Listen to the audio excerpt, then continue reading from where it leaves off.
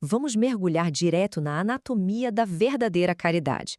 Hoje, a nossa análise se aprofunda no capítulo 13 do clássico O Evangelho segundo o Espiritismo. Sabe aquela famosa máxima, não saiba a vossa mão esquerda o que dê a vossa mão direita? É exatamente sobre isso que vamos falar. E olha, a gente vai bem além daquela ideia básica de simplesmente dar uma esmola, viu?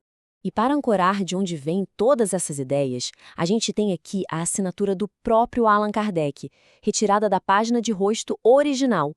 Isso coloca o nosso estudo direto no século XIX, dando todo o contexto histórico para essa filosofia que vamos dissecar hoje. Certo, vamos dar uma olhada no nosso roteiro de hoje. Primeiro, o bem sem ostentação. Depois, vamos para os infortúnios ocultos. Em terceiro, o óbolo da viúva. Quarto, caridade material e moral. E, por fim, benefícios pagos com a ingratidão. Seção 1. O bem sem ostentação. A máxima central da humildade e da intenção.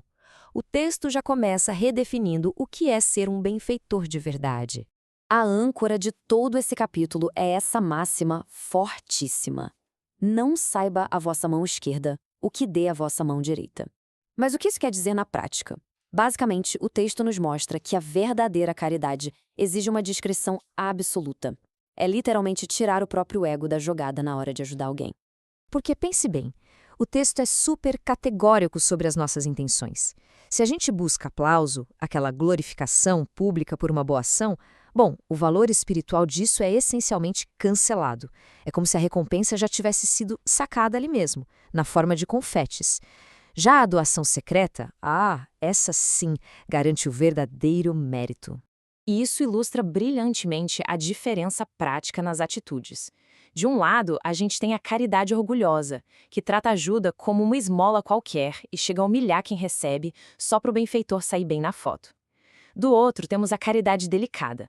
Essa é genial. Ela protege a pessoa, ela dá um jeito de dissimular o benefício só para salvaguardar a dignidade humana. O que nos leva à nossa seção 2, os infortúnios ocultos, aplicando a caridade com discrição e tato no mundo real. Aí entra um dilema fascinante. Se a gente precisa ter essa humildade toda e não expor o outro, como é que a gente ajuda alguém que é muito orgulhoso ou simplesmente discreto demais para pedir? Tem muita gente que sofre calada, não é verdade? Para isso, o texto traz esse conceito belíssimo dos infortúnios ocultos. E a fonte original nos dá praticamente um passo a passo, contando a história de uma benfeitora visitando uma família humilde. Primeiro, ela não chega ostentando. Vestir-se com simplicidade evita insultar a realidade daquelas pessoas. Depois, ela fornece o que eles precisam, mas sempre acompanhado de palavras super gentis. E o mais importante de tudo, ela doa o próprio tempo e esforço. O ápice dessa ideia é capturado em um diálogo sensacional onde uma mãe ensina a filha. Que mérito terias nisso? Aprende a fazer obras úteis e confeccionar as roupas para essas criancinhas.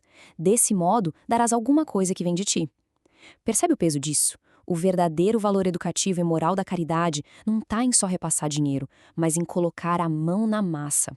Falando em dinheiro, vamos para a seção 3, o óbolo da viúva. A escala e a relatividade da doação. Agora, o que é realmente interessante neste ponto é: e quem não tem absolutamente nenhum centavo no bolso para doar? É muito comum a gente se sentir de mãos atadas quando a situação financeira aperta, não é? A resposta vem com a famosa parábola do óbolo da viúva, mostrando que a balança divina usa pesos totalmente diferentes dos nossos.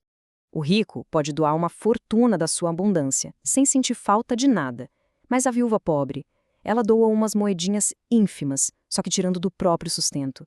O texto é claro. O que conta de verdade é o grau de sacrifício envolvido na ação. Então a fonte lista opções super claras para quem acha que não tem nada a oferecer. Todo mundo tem algo de valor para dar. Pode ser o seu tempo, o seu trabalho físico numa tarefa, abrir mão do seu momento de descanso, ou às vezes só dar uma palavra de consolação para quem está num dia difícil. Vamos para a seção 4, caridade material e moral, expandindo a definição do verdadeiro dar. É aqui que a filosofia do capítulo se expande de vez. Uma instrução atribuída à irmã Rosalie introduz uma percepção fortíssima. Ela pontua que a caridade moral não custa um único centavo. Não custa nada materialmente. Mas, ironicamente, é a forma mais difícil de doação que a gente pode tentar praticar. A diferença fica bem evidente. A caridade material é essencial, claro. Envolve doar dinheiro, comida, uma roupa de frio. Mas a caridade moral exige um esforço psicológico brutal para suprimir o ego. É um exercício pesado e contínuo de paciência, de perdão e de ter a capacidade real de escutar a outra pessoa. Para não ficar só na teoria, o texto joga exemplos extremamente práticos.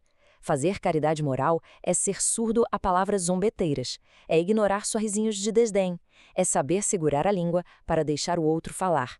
E, o maior desafio de todos, perdoar as fraquezas das pessoas ao nosso redor. É um ato diário.